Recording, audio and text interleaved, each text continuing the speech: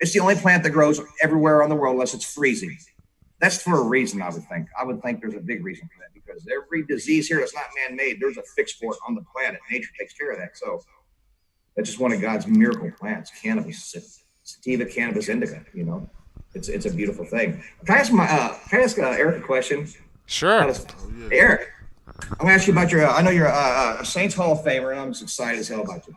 I had a high school friend of mine who went to Auburn and got out and played some football. And his name's Kevin Green, real good friend of mine. You know Kevin?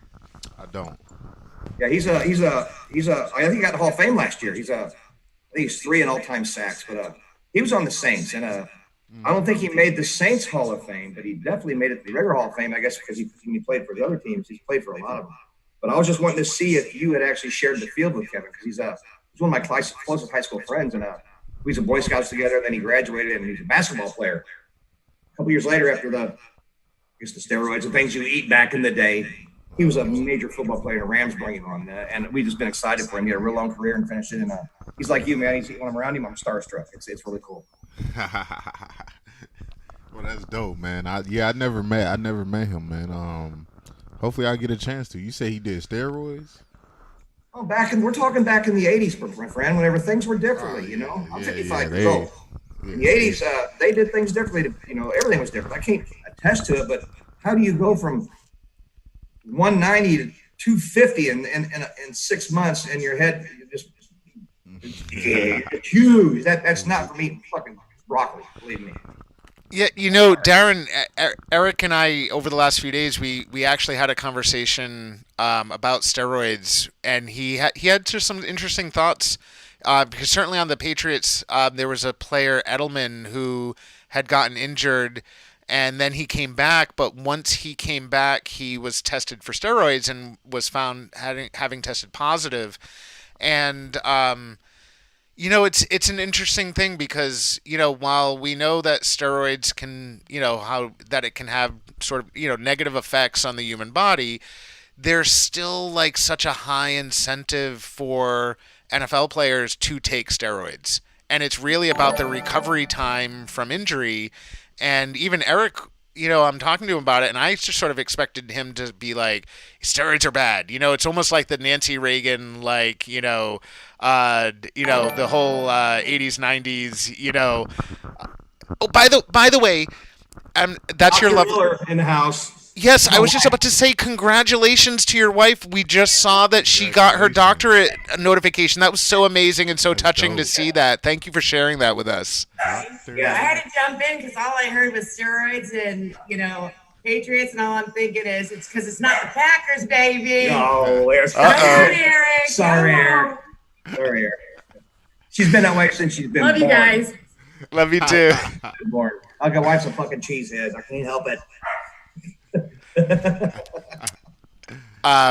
But yeah, so Eric was just sort of commenting. He basically was sort of saying he wasn't saying he agreed with the use of steroids, but he said that he understood why Edelman had used steroids during his recovery because it did accelerate that recovery so quickly. And for these NFL players, if you're not on the field, for many of them, you're not getting guaranteed money, which means you're not getting a paycheck if you're not stepping on the field. Yes, well, steroids are an anti-inflammatory. I've been through them a lot whenever I had my MS. That's the only thing they can do to shut it down and keep from attacking your body at one point is to overload your body with it. And then it reboots and your body, certain things start working in certain areas. But it's a very necessary drug. Side effects of it could be deadly, It ain't like they haven't studied this, but it's also where they're sourcing it from. There's many kinds of steroids, and some of them are absolutely necessary. Absolutely. But it's just one of those 50-50 things whenever you're using it in other ways. If it's doctor given to you, it's usually because they can watch other things and it's going on with you. But to be sitting around, pulling out a little jar yourself and hitting yourself so you can become a better athlete. I just don't know where that's at today because I've never had to deal with those things. I'm sure Eric's seen it in his career. He's got friends, people do things to excel higher than other people. And some people just don't believe in it at all. I'm sure, in his career, he's seen it, heard it, talked about it, and people do it, but they'll pay the price later, for cheating and things like that. I'm not much on it, but I do know it's a necessary evil. It is. The whole thing with the steroids and the whole Edelman situation is that when you are when you are playing when you're that type of player like Edelman, and you know that your career and your years are very each year, as a football player, each year is any year could be your last year. You don't know, so it's more along the lines when you get an injury like an ACL, it's usually a year to come back, like full running, especially at receiver, because that's all you use is your legs. All you doing is running. So for to be a receiver and blow an ACL is kind of like one of the hardest things to come back from. So with the steroids, the whole point of that is it takes a year. If you get hurt, game 10, you got at least until next year, game 10, to come back before you can even think about coming back. Well, if you take the steroids, then you'll be able to come back game 1 and play. Well, the thing about it is, if you test positive, it's a 4-game suspension. So that's only 4 games, and that's 4 games of money that you that you're not gonna get. So you're only gonna be missing 4 game checks. If you continue to keep, instead of if you keep your injury, if you decide to go the natural route and heal from the injury naturally, it's going to take a year. So you're not looking at coming back until game 10 of next year. Plus, you still got to go through if I'm ready to come back stage, which is probably at least another 2 weeks. So you're looking at game 12 of next year. So then you take that money from after game 4. You take that money from after game 4, and however much that is from game 4 to game 12, that's how much you'll be missing if you decide not to take steroids. If you decide to take steroids, you got to put up with the media saying that you're a steroid user and that fine. So it's just decide, and then you come back game 5 and you're perfectly healed 100%.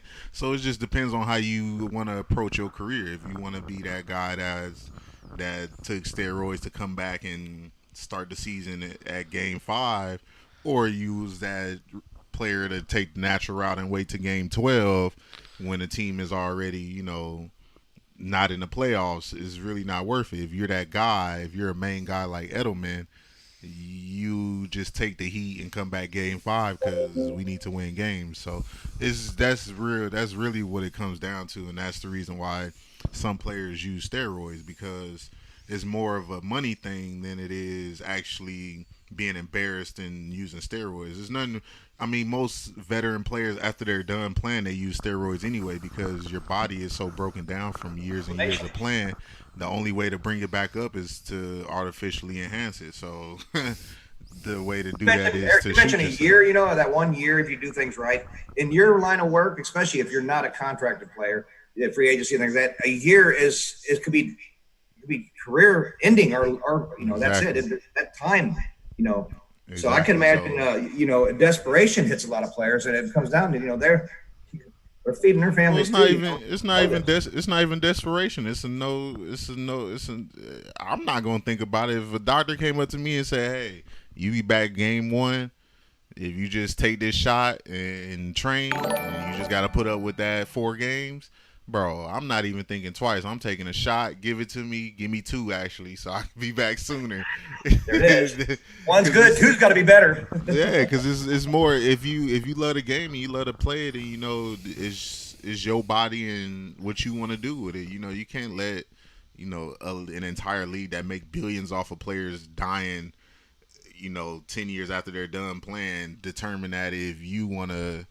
How you can control your body when they basically killing you anyway. So I don't know. It's a weird situation with the NFL. I've been talking about it though, because it's part of the program, part of the life, part of the football thing, and then that also spills into people's personal lives.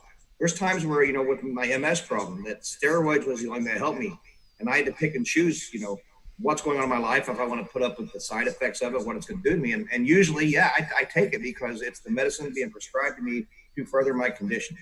It's just the after effects of steroids are what bother the MS patients. But it's a necessary evil, and it's not an evil at all times either. I agree, Eric. Absolutely, it's necessary, just not for bulking and things of that nature. It's for not so much for enhancement. It's just to be able to maintain. That's what you're talking about, eating it just to maintain. Stay in the game, and I understand that 100%. I couldn't imagine not being paid. I couldn't imagine it. And that, And healing naturally is hard when you're in football because of the injuries are just so much more worse, and you're doing so much more with your body. So you never know if you're actually gonna heal or not. It's never nothing is ever guaranteed, and you're never guaranteed to come back the exact same person you was before. So that's where that steroid shot can kind of guarantee, hey, you are gonna come back, and you will be healthy. Like, so I don't know. It just depends on what who you are and what type of person you are. Like I said, I'm pro take it. Like Darren, how do you feel about FECO for maintenance?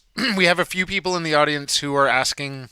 Number one, because you take FECO daily, do you find that you basically don't have normal aches and pains? Does it sort of take away your daily pain? And then somebody else was asking, like, hey, if I'm disabled, I might not have like an acute symptom that normally somebody might think, hey, this is something that FECO might help. But even just somebody who, could maybe use a boost. Is this the right kind of stuff for them, or? 'Cause I'm curious about this too. Like, am I less likely to come? And I understand we need more research before maybe doctors can point to studies that say this. But from your your experience, your anecdotal evidence, if I started taking FECO every day proactively, does that seem like it's going to lessen the likelihood of me contracting cancer?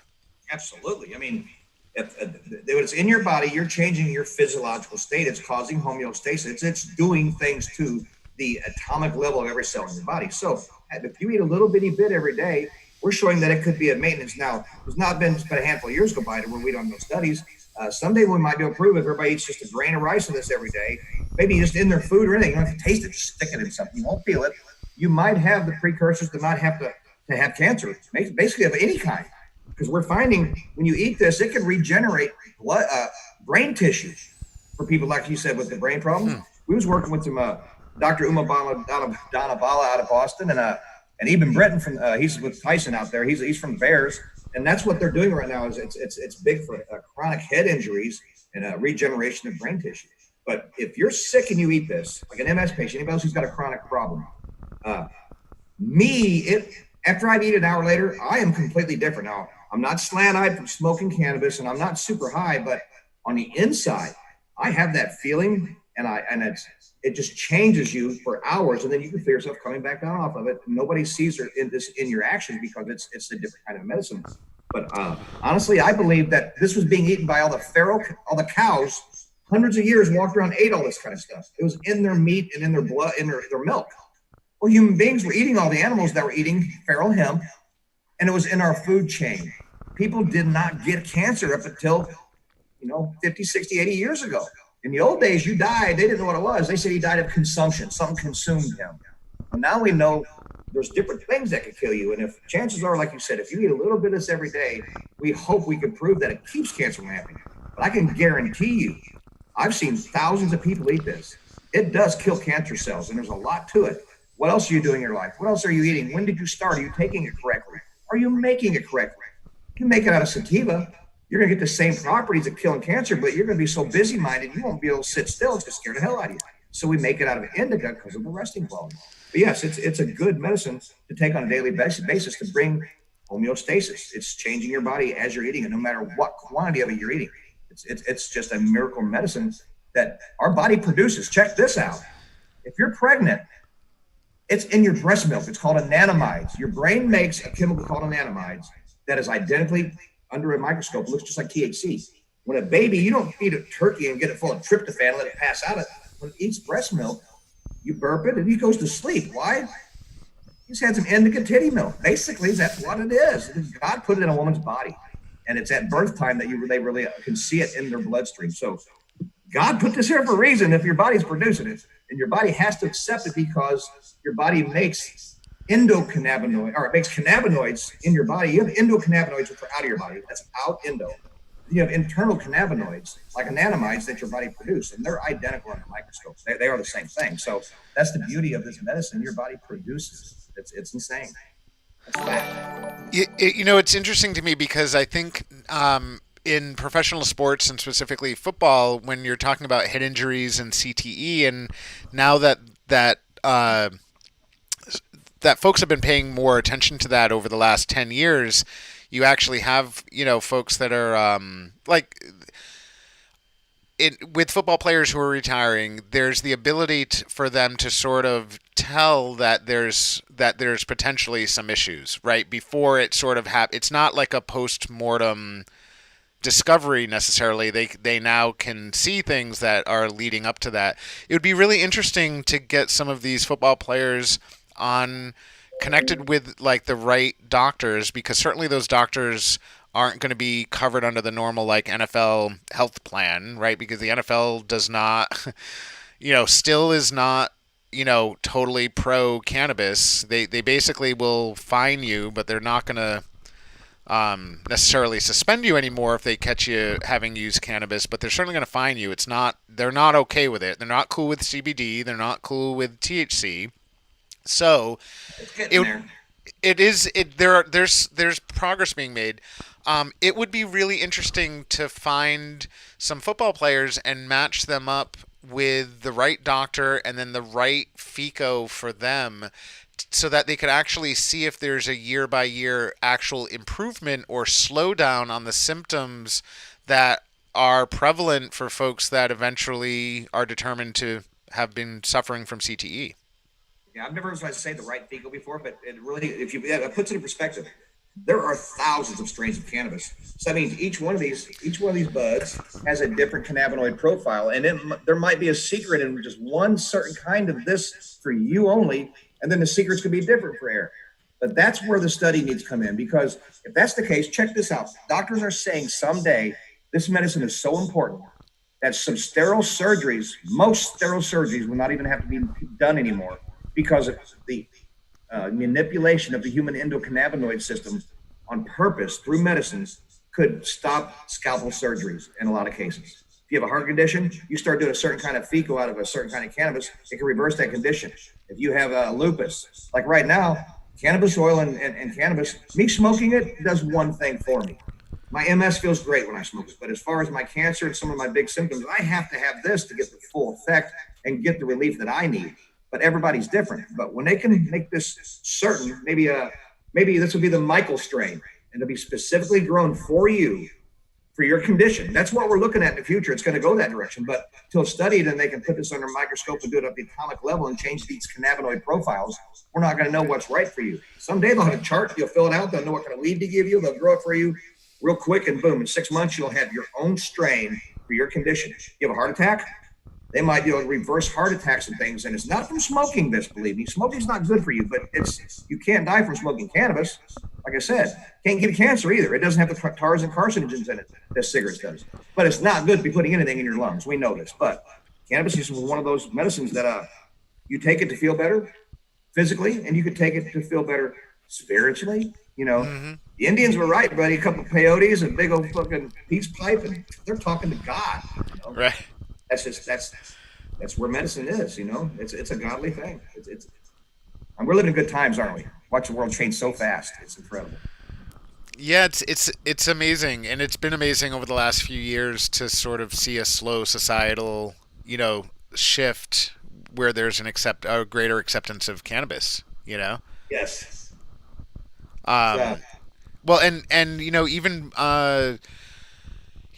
I have multiple family members now, and multiple generations that are all using cannabis for medicinal purposes. It's great to see old elderly people use it and feel better. To see them try for the first time. Oh my God. Did you know that they have people who have Parkinson's, and if they just eat a little bit of this oil and lay down, they wake up and they aren't shaking no more. Kids with seizures, right there is the reason it should be legalized, for no other reason. Nobody's been hurt from it, and it actually works. I mean, get on board, people. This is the real deal. Cannabis has been a medicine before any other medicine in the world. It's one of the first medicines? No. Millions of years. And it's interesting too, because Eric tells everyone he's traditionally a sativa fan. He prefers for sort of like the pep in his step, as opposed to, feeling more calm and relaxed. And so it's interesting because even for me, like the only FECO I've ever been exposed to was indica FECO and not sativa FECO. Yeah. Like I said, you eat a sativa FECO, you're going to want to paint your house. If you've got cancer, that's not what you want to do. You want to rest.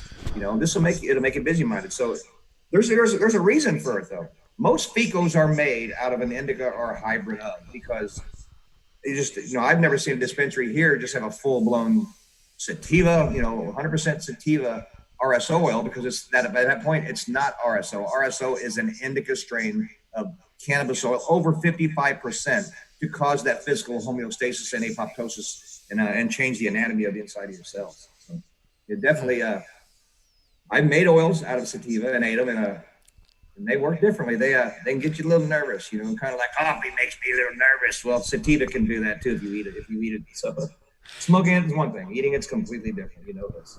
Yeah, one other thing that's sort of even more maybe generically wonderful about cannabis education is that, I have friends that growing up they thought that they just didn't like cannabis. They didn't think it was for them, and then come to find out years later, it's that they realized that the terpenes that are present in indicas are much better for them than the terpenes that are present in sativas. And basically they were smoking, getting too pepped up, feeling a little freaked out, feeling a little paranoid, instead of smoking maybe a little too much and feeling a little too chilled out. And they always thought for their entire lives that cannabis wasn't for them until more recently, when they were able to get access to cannabis in dispensaries where they knew for sure this is a sativa or this is an indica. Because you know how it is, back in the old days when you got some weed off of a guy, he'd give it a name, and who knew it? I mean, maybe not you. You might have known people who were growing it, but at least for me, like I didn't know people back in the day that were growing, and so who knows what was in that bag?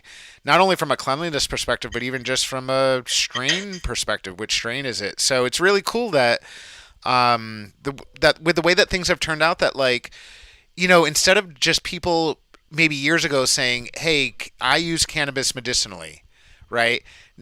And it was sort of like maybe a little bit more of like a luck of the draw back then, because you never had consistency with cannabis that you would get from your friend or your buddy, right? It's always different. So even if you get something that felt like it worked for you, chances are next week or next month it's something completely different. So it's just really awesome that things have progressed the way that they have, because now we can actually treat cannabis like real medicine, because it is more organized. It is like there is more stuff known about it. There is consistency. There is testing, right? And we can all trust. And Darren, what's so amazing about you and the way that you help out people is that what people don't realize when they're going to find cannabis for one reason or another is that there's a huge trust factor there, right? And so whether it's the dispensary that you go to that you're used to and you like their stuff, or whether it's the person that you've been going to for years who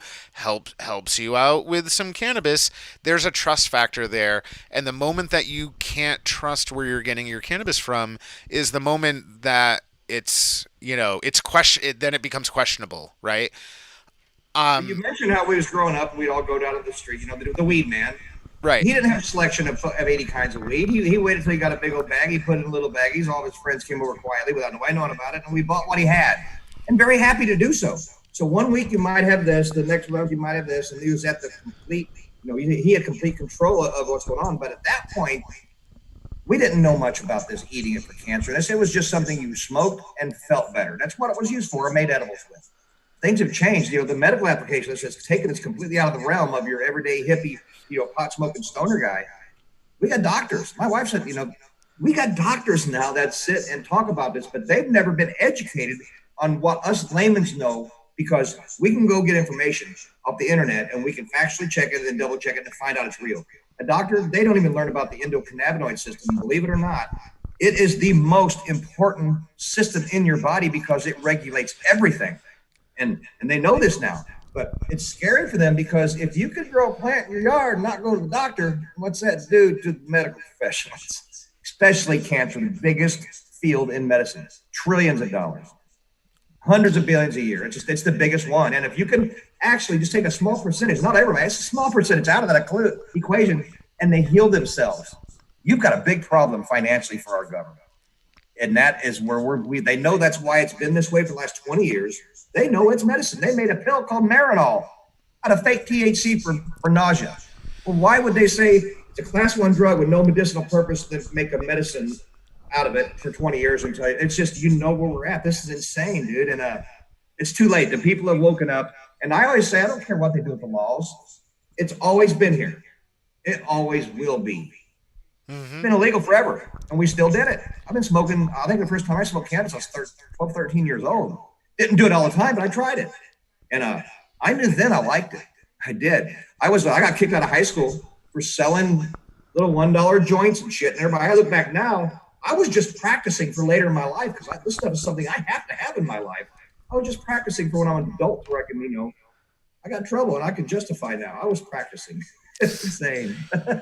Well, and it's always interesting too, right? That like even people who think they're spending like periods of their life or time that like using cannabis recreationally, come to find out usually when it's all said and done, it'll be that time that like they'll go on vacation and they don't have access to it for 2 weeks, and suddenly they're like, why have I been so anxious, or why am I feeling down in the dumps? And what they don't realize is that recreational cannabis use for years had actually been sort of like triaging symptoms that they might have, and it was actually helping them, and they didn't realize it, right?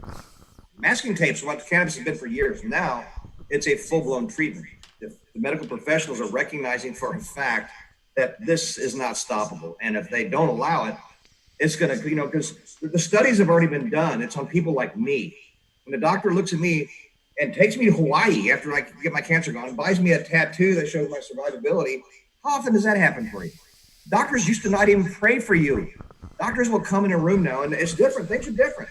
They'll let you use cannabis. They'll sit with your family, and they'll pray for that positive energy. And that part, some people are religious like that. It's happening. That's not even part of the hypocritical oath. Ain't supposed to be doing that. But they know there's a power of positiveness in all, in prayer and things like the cannabis. And pretty soon we're going to be going to a more spiritualistic type of world where maybe the poisons will start coming out.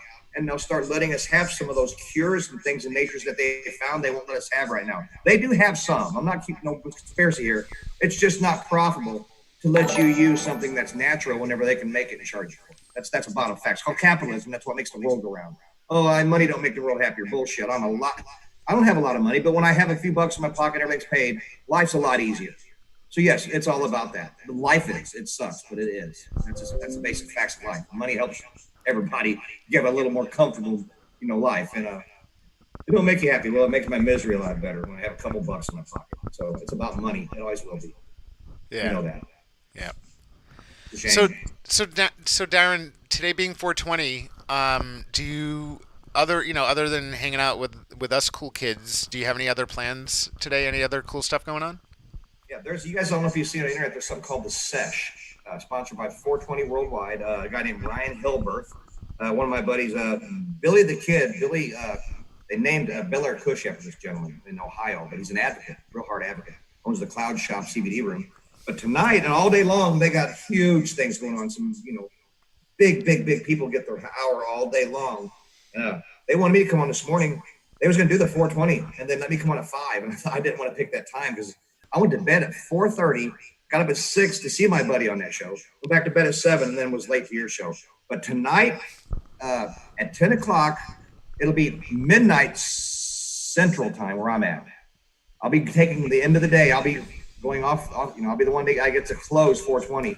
And I'm going to move this plant to show you what they're going on. I'll actually show you. I'll be giving away about $1,000 worth of stuff tonight because we've been blessed. And people have been blessing me over the last couple of weeks for this podcast. So tonight at midnight on this show, I'm going to be giving away everything you see on that table. Whoa. Grow lights, Cheech and Chong pipes, bongs, and if you hold on a second, I want to grab something. We'll be doing a live signature event tonight where I'm a superhero in a magazine, and I'm going to be signing this tonight, and I'm going to be giving this away. It's a rare copy of the third edition of the Talking Dead comic book series. Yeah. These are good friends of Eric's too. This is Benjamin Bartlett and Jeff Oman, good guys. We all met up in Boston, and not Boston. We met up at the Harvest Cup, and walked outside. Got to walk with Eric. Man, I was starstruck. He let me wear his big ass ring. It was all heavy and shit, and it hurt me. I was going to sue him, because my fingers broke now. But it'll be all right, Eric. I'm just kidding. Yeah, what a cool feeling, dude, to wear a Super Bowl ring. I seen you got a big one on there, Mike. What are you working with? What you got on your finger there? Oh, I don't have any ring. This is. Oh, I thought I seen you earlier. Had something on your finger because, boy, I'm just like I said, when I first met Eric, I knew who he was before I met him. I followed him a little bit, and I was starstruck, and I still am. What a blessing you step in our lives, regular everyday layman's. Having the success you've had, and share it with us, and let us interact with you. There's not a lot of people, and I met just maybe one or two that I went to where the level of life is taking you, and then you'll give back to us by just being their everyday person with us. And I thank you for that, Eric. You're one of the real guys, man. And there's not a lot of them out there that'll do it the way you do it. So thank you, man. You're the real deal, brother. You're doing you're not in this for money. You're in this to help people FECO. and improve life, improve the world, change the world. You're helping us change the world. We're all doing it. We're changing the world. That's why I told Mike Tyson when I first met him. I go, Mike, you don't realize you're a big part of my journey and how I saved my life, because the medicine I got to save my life was from you. You didn't even know it. He was in your dispensary place where you had your money invested. Your medicine saved my life. And he just couldn't wrap his head around that. He still can't. Yeah. It's a blessing to have you guys that have made something yourselves and are somebody in the world, as far as, somebody to look up to and be a role model to go all the way out of your time to sit around every day for no money and improve the lives of us in this cannabis industry. And I thank you both for that. I followed you too, Mike. You've been with Showtime and HBO, all kinds of stuff, dude. You've had some fun, haven't you? I have. I traditionally was behind the camera, and I never wanted to be on camera. This is not necessarily, even though we're having fun, this wasn't, I always intended to remain behind it. But yeah, no, I've had a problem or what? I'm sorry, what was that? Is it a confidence problem? Because I'm going to blow you up. Not only are you a damn good-looking man, you come off as a good presence. Why don't you like the presence of being on camera? It does you well. Well, I appreciate you saying that. It's really, for years I couldn't I didn't want to look at pictures of myself. I just didn't. And it's not that I thought that I was ugly. It's just that my self-perception, my confidence in myself was higher than what reality was. And so a lot of times I'd see pictures, especially candids, and I'd be like, oh gosh, that's it's making me cringe. I finally sort of got over it, I guess. I got to an age where I just decided that it doesn't matter if I can decide how I want to feel about it. How I feel about myself doesn't change the way that I look. So here I am. I'm on camera now. That plant is beautiful. So Darren. Yeah, neither of them are hard to watch. Now that well, thank you. Talk about. Thank you, Lori. We need to come out and hang out with you once the quarantine stuff is over with, and yeah, I know, because Eric and I had been talking about this before the quarantine happened, but you and I hadn't really been able to connect yet, and so we want to definitely plan something once it makes sense and it's safe for everyone to do so. We'd love to come out and hang out with you or spend a little time with you. Yeah, and if anybody that's listening, and that will listen later, needs to get hold of me or talk about what I've done or how I've done it, get on my Facebook and you don't have to be a friend. Comment right on the page. Just come right out with, hey, Darren, I need this. Hey, can you help me? Blah. I will go immediately into a friendship mode. You would go into Messenger, and then we can talk whatever the hell we want about it. And if you need access, it's so legal now that there's not a lot of places you can't make this happen. But there still are places in the United States. It ain't happening. So that's when we'll try to get you, and we'll do what we got to do. It is life versus law sometimes. It's that simple. Some people just can't get it. Go to a bar. I tell people I can't get no weed. I said, do it like we used to do. Go to the nearest pub, tavern, bar, walk in and ask the bartender, hey, where can I get some cannabis? Where can I get some weed?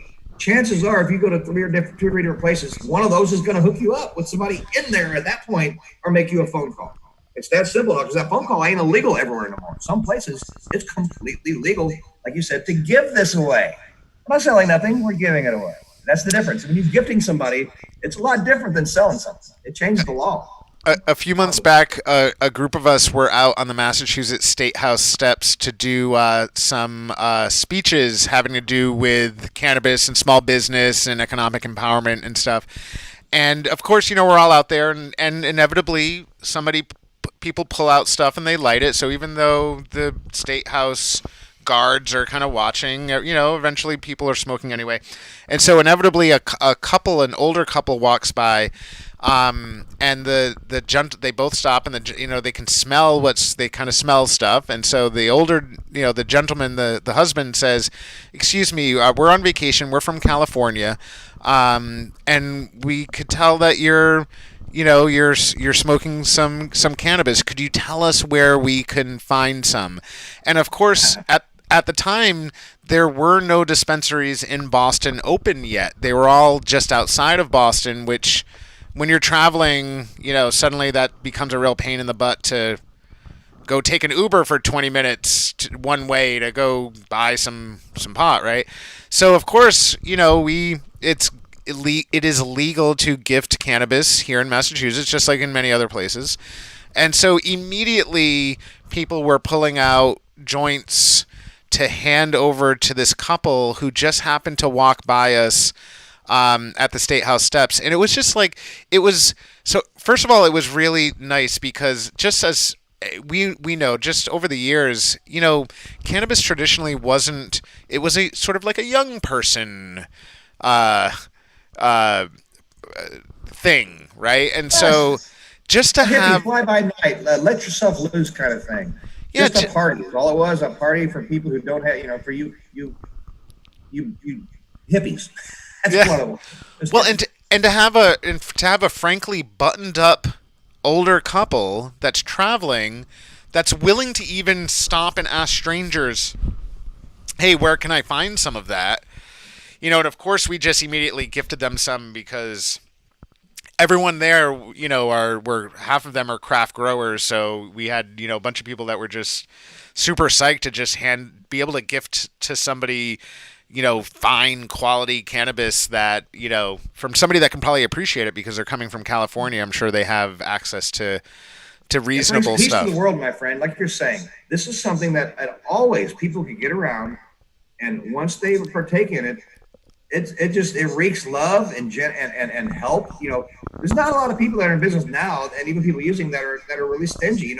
It's walk up. Cannabis is so much around now that it's not super expensive everywhere. You can hand a joint to somebody, but yeah, an old couple to say I'd like to have some means that they probably from back in the '60s days, that kind of couple, they've always used it. So they're actually looking for their hookup to keep homeostasis and not even realizing it. It's something they must have. They don't feel good or they might look grouchy without it. By no means is there anything withdrawal, but when you start using cannabis and it starts benefiting your life in any way, it's something you will pursue without even thinking about it. That's what it is, and it brings everybody together. I ain't met a real angry, good cannabis activist yet that's doing it for the right reasons. He's there to give the shirt off his back, to people. That's what we do. It's a different community. People need to realize this is the community that's going to save the world. The cannabis people are going to be the people who are going to change everything. Wait till they change the paper. Wait till they change everything, a plastic made out of hemp to where it actually, whenever it goes away, it'll actually, the nature will eat it back up. When that happens, when all houses are built out of hemp wood and stuff, you will see a house have a negative carbon imprint for the first time. It's going to appease your AOCs and your crazy people who want to stop the farting cows and the airplanes from flying. Go to cannabis on everything. Make cannabis fuel, everything. It will change the world and give you that green effect you need to change the world you're trying to do. That new Green Deal, here it is right here. They just won't look at it. This makes so many products that it'll change the way we live. It ain't happened yet. It's starting to. It's that big of a deal. It'll change the world. So Darren, we do this show every morning. This is our 30th day in a row now that we're doing the show. We do it every morning at 10 a.m. Usually lasts about 2 hours.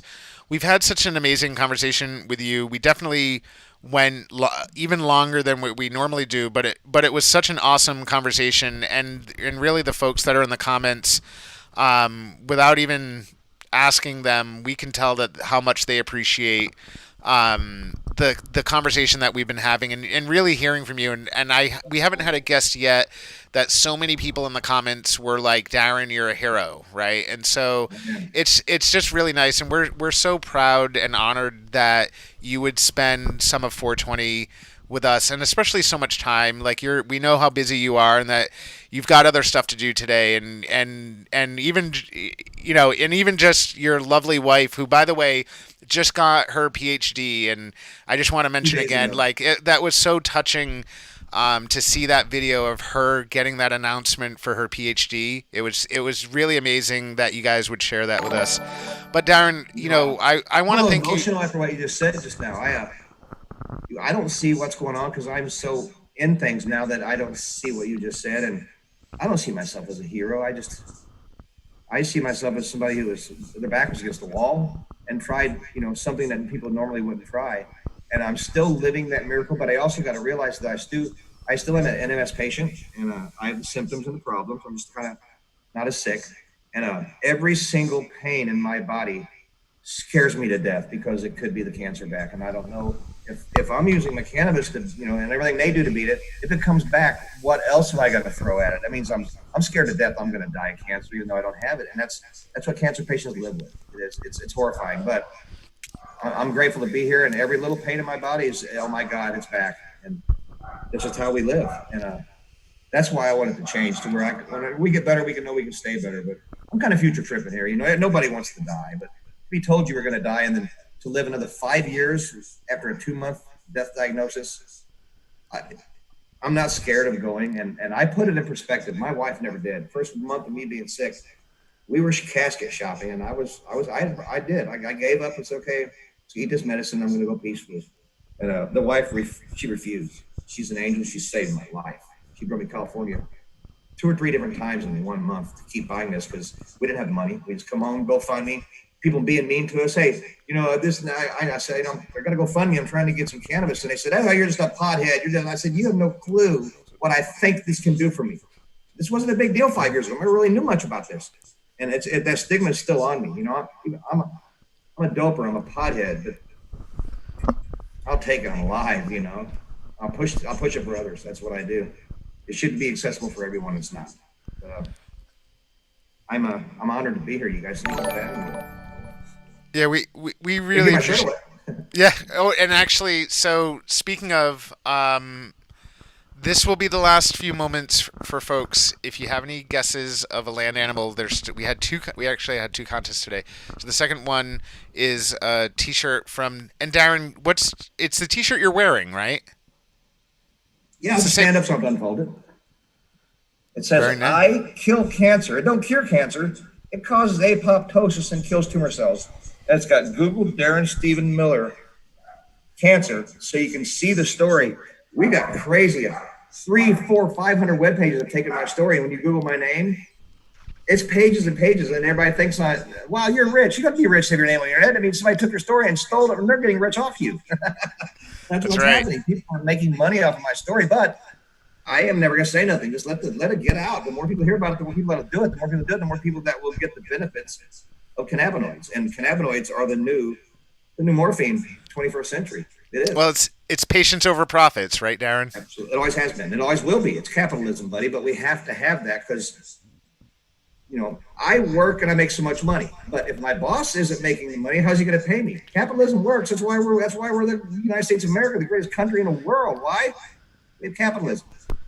And we don't have socialism. I hate to say that. I don't want to get political, but if you don't like socialism, you've got a little taste of it in this pandemic because they're going to tell you what you can do, where you can go, how to eat, what you can't eat, you know, all that. That's socialism. You're living it now.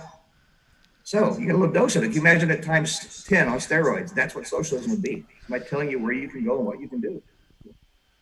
I like guns. I mean, I love guns. I'm a legal cannabis patient who carries a Glock everywhere he goes, except for in dispensaries and places. Illinois lets you have both. Yep. God bless America. God fucking bless America. Excuse my language. Yeah, really. Well, Massachusetts is not quite as progressive in that regard. And actually, with the pandemic going on right now and a lot of people being shut in, medicinal dispensaries still have delivery, but recreational Uh, but recreational don't. So it's actually there's a lot of folks right now who are potentially in need of medicine, and by the way, in Massachusetts, there's a lot of folks that go to recreational dispensaries instead of medicinal, even though they are qualified to be a medicinal patient because they are worried about getting their medicinal card because in Massachusetts, it seems like you are not allowed to have both a medicinal marijuana card and a license to carry. Well, that's a problem because if you want to fight it, it's going to cost you a shitload of money. You'll ruin your life. But at the very end, it will go higher than an appellate court and get to the supreme level, and they will judge on it, which they already have. Many people do this already.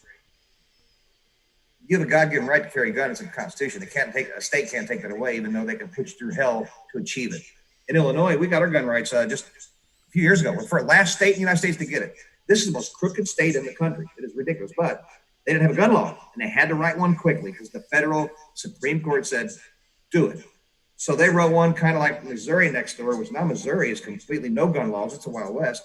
Illinois has a concealed carry law where you can carry a pistol and carry your medical cannabis with you. Police pull me over, and the first thing they do is they see through the computer, and then for my license, I'll tell them I'm carrying. I'll hand them my pistol, and it goes on top of the car.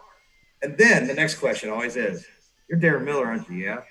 You got any weed with you? I said, well, it ain't accessible. It's maybe put, but yes, I always have it with me. I'll get in my glove box and pop a fresh jar open and hand it to the state cop. And they're this, and then they get their phone out and they're taking a picture of themselves with my weed and stuff. And this is so new to the law enforcement that some places are really cool and some places still aren't. But yeah, I've been pulled over and had an incredible conversation with our state police. I even had them in my house before and they actually looked at my grow. And I've helped DEA agents, judges, professional athletes, country western and rock and roll music stars. I've met so many famous people and helped them with cannabis roll that I can't say their names because of their anonymity. And that's just how it has to be because I still got connections with a lot of people like that. And it's not that I get to go hang out with famous people all the time. It's just somebody happened to reach out to me and that person just happens to be, everybody in the world knows who they are. And I just can't, I'm blessed. I get to work with some of the best people in all the industries in the world. And I just get calls, random calls. Hey, are you Darren Miller? And I'm thinking, oh my God, I didn't know Snoop Dogg was following me and tweeting about me. It's insane, dude. And then when I was working out at the ranch with Tyson, every day somebody came in. Every day you're getting your picture taken with Wiz, Khalifa or the guy that does the dog treats. He's working with them now. Caesar, there's all kinds of people you shake hands with just the craziest people in the world that are famous, and it's a beautiful thing, man. It is. It's nice to be able to rub elbows with people that aren't like you. Hey, did Eric have to poop? Where'd he go? He was just going to get a quick snack, I think. We're not used to going this long, and Darren, I know you probably haven't gotten to catch many of our episodes, but because I follow you guys, I watched them all, and I skimmed through them. You're not new to me, my friend, and that's why when you hooked out and we talked, and immediately I said, yeah, I'll come over and I don't care if anybody watches me talk.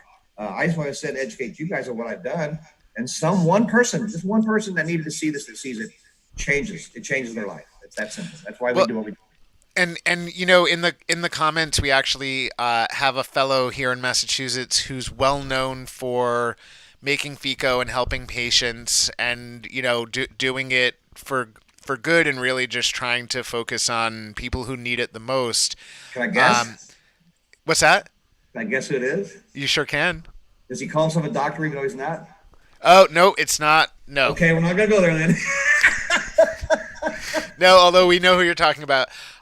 No, it's another fellow, and really he was in the comments just he was sort of commenting about how much he was enjoying hearing you talk and that he's a big fan of yours, and you inspire a lot of people. It's amazing. It's not just that you're helping patients, but you're also inspiring other people to help in a similar way that you are, because you're only one man, right? There's only so much FECO you can make. There's only so much time in a day. There's only so many places you can travel. And so the fact that you're inspiring other people to go out and do the same thing and really, to really just try to help people with medicine that right now is often not available to them is really just so admirable. And we appreciate you. We can't wait to have you back on again, Darren. And thank you. Yeah, and happy 420, and thank you for, gosh, spending almost 2 hours with us. Find a way to get rid of this for me so I can mail it to somebody. No, in fact, we already know the winner, and once we get off with you, then Eric and I will announce it before we wrap up. I don't know if you can tell, but this dude needs some breakfast. Yeah. We got that diabetic thing happening. You need a little cannabis oil. It does regulate diabetes there, Eric. Eric, it's been a long morning, man. I was watching you guys talk before I came on, and was really interested in what Mark had to say. What a cool guy, man. I'd like to have him come over and cook me a cannabis-infused T-bone. Would be fucking awesome, wouldn't it? It would, and Darren, we'll follow up with some stuff because there's actually more than one chef that in the comments has mentioned, they'd love to sort of I know people can get their hands on FECO in a lot of different places, but I think, folks were interested in maybe trying to do a little collaborative thing, and, they would love to maybe cook some food using your FECO and to talk to you about that. And I have a TV show in development. I don't know that you ever caught wind of it, but with the pandemic, things have gotten a little delayed with it, but it's still going on, and I'd love to get you involved with that as well. It should be anything I can do, brothers, that for the cause or help you guys or just get the word out. Help people. That's what we do. Well, you guys are helping people, and that's what we do. We appreciate it. And so, by the way, I know you mentioned the Talking Dead, and really, our conversation was so good for so long. I was trying to plan a little surprise where I was going to have Ben and Jeff come on real quick to say hi, but I took way too long. And also, Ben and Jeff, I want to respect their time and everything else, and I didn't want to have them just sort of sit around waiting for the off chance that we could quickly add them in. But we should do that next time, because I know this. I know what you want to do. Yeah, I know the new issue. I think the new issue just came out. The issue that you're in just came out, right? Today. That's amazing. Oh, so where I'm. It was stood for a 4/20/2020 release, the 4/2020. But I think they announced a few days ago that I can go ahead and talk about it, and I ordered mine. I even put myself. I even have them printed. They're in my shop here. I got a couple pictures right there, and it just reminds me, that I we're getting some stuff done here. People are starting to notice that cannabinoids are changing the world, and it was always there. It just they needed to be reminded of it from people like us in our generation, because the '60s generation they partied, but they failed us. They didn't finish the job. Mm-hmm. Well, we should definitely have you back on, and we should have Ben and Jeff come on too, because I've seen some of the artwork and some of the cells with your appearance in there, and it's really cool. I'm blessed. And yeah, it is. I mean, it's what an amazing thing that those two guys are doing. And by the way, for any of you who are listening, you need to find the Talking Dead on Facebook and follow them. They actually also have a show. I think it's every 2 weeks, although they do come on live a few other times, and it's a really cool show. You were actually on the show not too long ago. Good time. So was Eric. We had a great time, man. We got kind of carried away. We had a real good time. It was really cool, and they have a great show, and so all of you should go out and follow them so that you can not only get your hands on the comic book, but you can also check out their show too, because they got some interesting stuff. Okay, John. But Darren, thank you so much for hanging out with us today. And we can't, again, we do the show every day, so hopefully pretty soon we can have you back on. I know there's a lot of folks that really enjoyed listening to you today. And again, we still have chefs in the comments who are, and so we'll try to do some connections for you, and you can figure out what's right for you. And but yeah, we can't wait to see you again, Darren. That sounds great. And Eric, once again, thanks for taking your time to sit with me, because like I said, I'm still starstruck, dude. You're Eric Martin. I mean, you look at the mirror, you see the guy that gets up every morning, wipes his nose, puts his pants on, goes about his day. We see superhero, brother, man. You're a hero. Thank you. To me, man, in sports and in medicine. Thank you. You're a hero Appreciate too, man. brother. Thank you. Yeah, it's nice for somebody like yourself to actually say that, Darren. I feel that way. I feel starstruck when he talks to me. I mean, it's Eric Martin. That's all I gotta say. That's how it is for me. Man. Well, thanks, Darren. Happy 420. We'll be looking for you later on, because I think you're going to be online for some stuff. So we'll try to catch you. And right at midnight, I'll be online with the talking session. And my favorite saying, I panned this. It's my pin coin phrase. don't hesitate to medicate. Right, gentlemen. Nice to see you, Darren. We'll see you Thank you very soon. much. Love you, man. You guys, bless you guys. Take care. Darren Miller.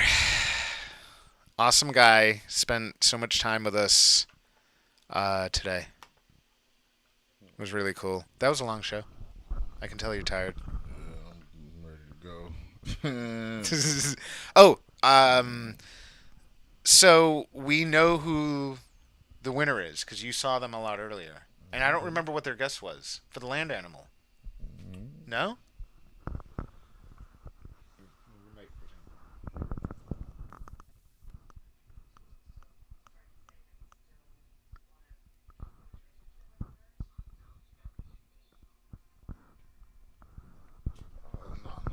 Okay, so they didn't win. Nah.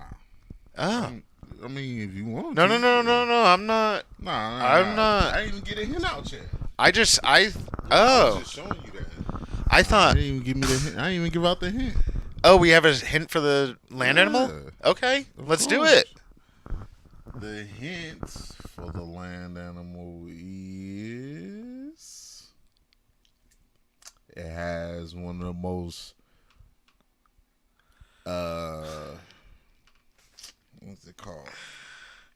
It has one of the most deadliest salivas in the animal kingdom. Ooh. All right. So if you're smart like Dan Skelton, you're going to Google for land animal with the most deadliest saliva. One of the most deadliest salivas in the animal kingdom. And who can guess it? And this is to win a Darren Miller t-shirt, which I want one, but you guys get to win it.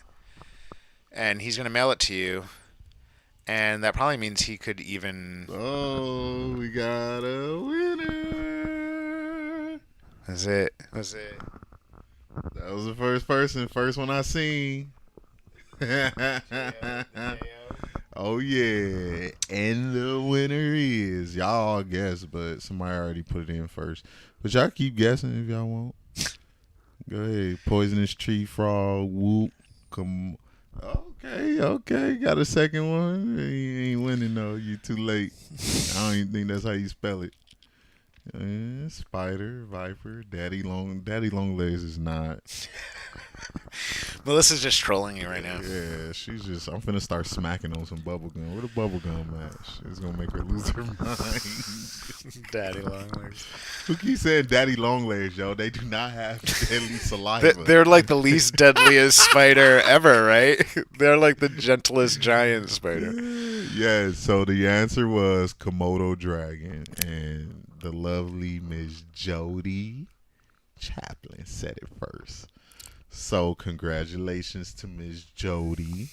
She said Komodo dragon, and so fun fact: Komodo dragon do have one of the deadliest bites in the animal kingdom. If you most of their prey that they hunt, they just bite them one time. All they do is prick them, and then they just follow them around for the next 3 days as their saliva slowly eats them from the inside out and kills them. So.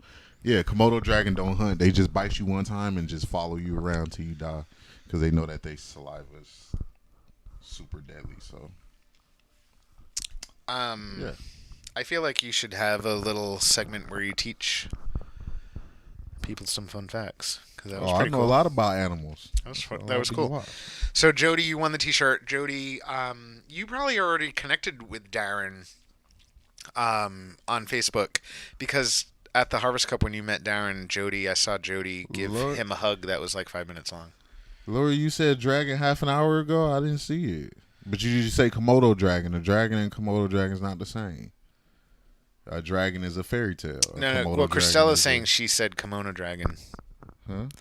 Christelle is saying that the woman earlier did say kimono dragon.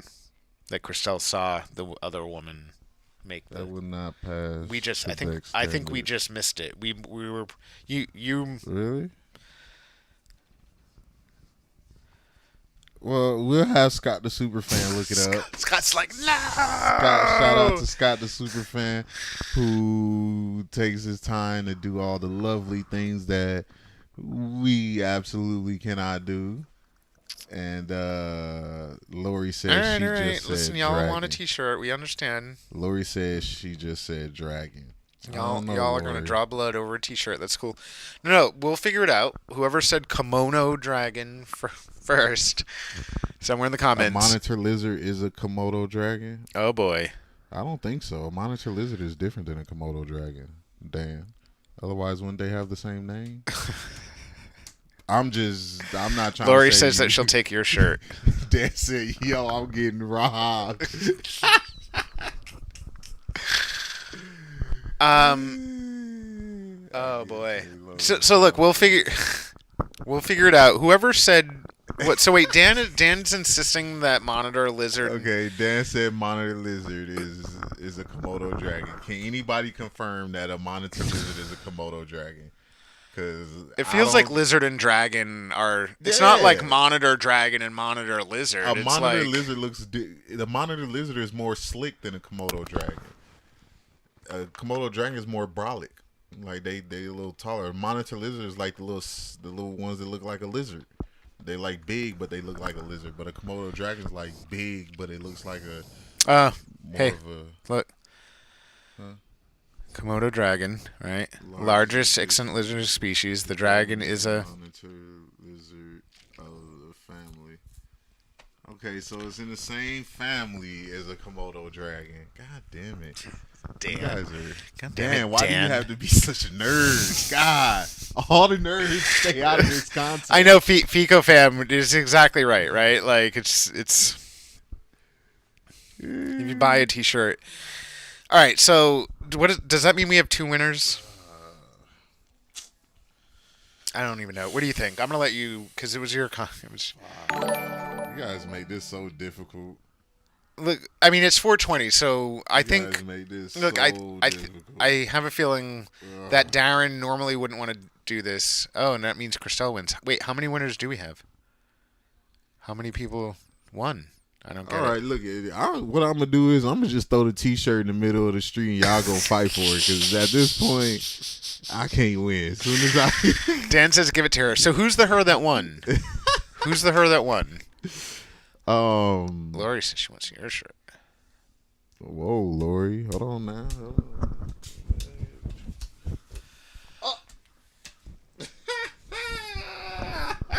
Just Jody. So Jody wins it? Is that the Yeah, deal? I thought Jody? you was gonna get that. All right. I saw the first comment I seen was Jody. Jody had put Komodo. I don't know if she spelled it right, but she put. Does it have a kimono on it? What? A kimono. Does the Komodo dragon have a kimono? It's the little silk robe that Japanese people wear. That'd be kind of funny, but yeah, fight. Yeah, you're right. Fight club. That's what we finna do. We finna turn this into a fight club. We'll throw the T-shirt in.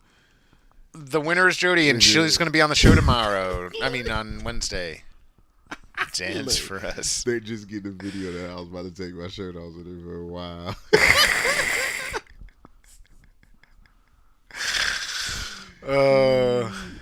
No, you guys are hilarious though. Like we love all of you guys. We appreciate you. Out of here. Oh yeah, Lori. Believe me, the steam is blazing. Don't let it fog up the camera. Who's got we didn't have anyone bring us any breakfast today.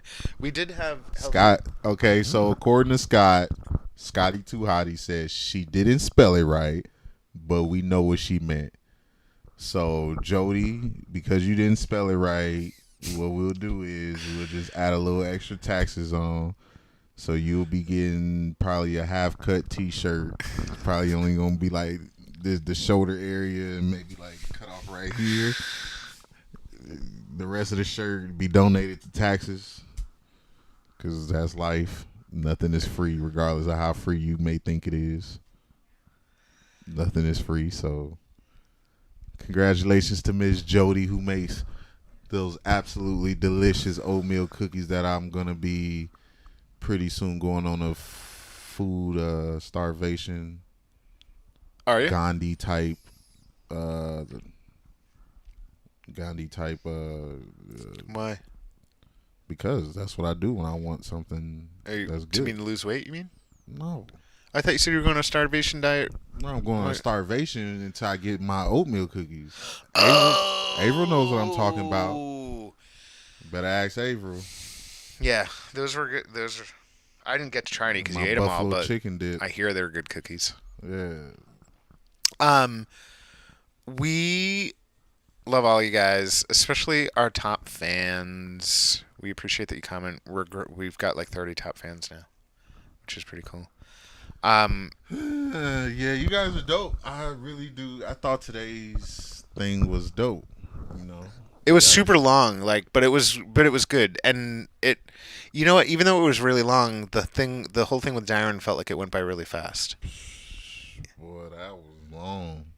My attention span definitely turned off. We apologize that the stream cut out in the middle.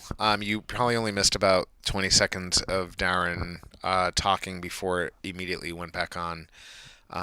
Nothing we could do about that. We apologize. The internet just had a little hiccup for a sec. But other than that, everything was cool. Happy 428, everyone. The Heather Marie Brown said, "We love you too." Even nobody wants to see me with my shirt off. Nobody wants to see me with my shirt off. You just want to see me with my shirt on. No, bro. No. They want to see me take my shirt off. They want to see me take my shirt off. Like they want to see me drink pickled egg juice. Here's the thing. Just because you don't like yourself, don't mean somebody out there don't. So when you do your little tie, do your little tie trick, is somebody out there that's going, "Ooh, do it again." Screen capture that. You can see Trish might take it off. That's what I'm talking. Boy, you crazy. You gotta.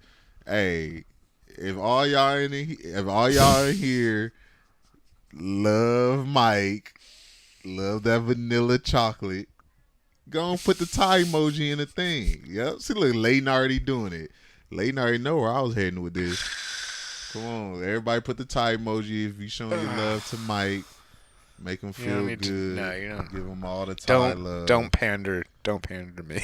Yo, I already know. I already know who's gonna comment. Just because this is a pandemic doesn't mean you need to pander to me. Shoot, they all thinking it's a pandemic, but they all thinking about how they can get that tie off.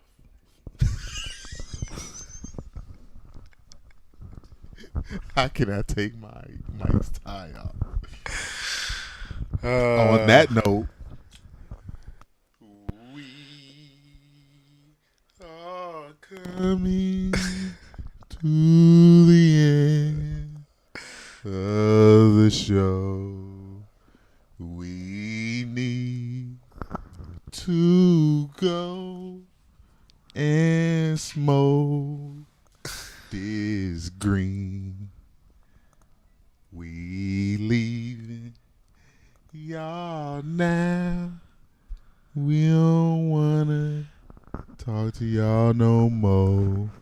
So we about to go and smoke.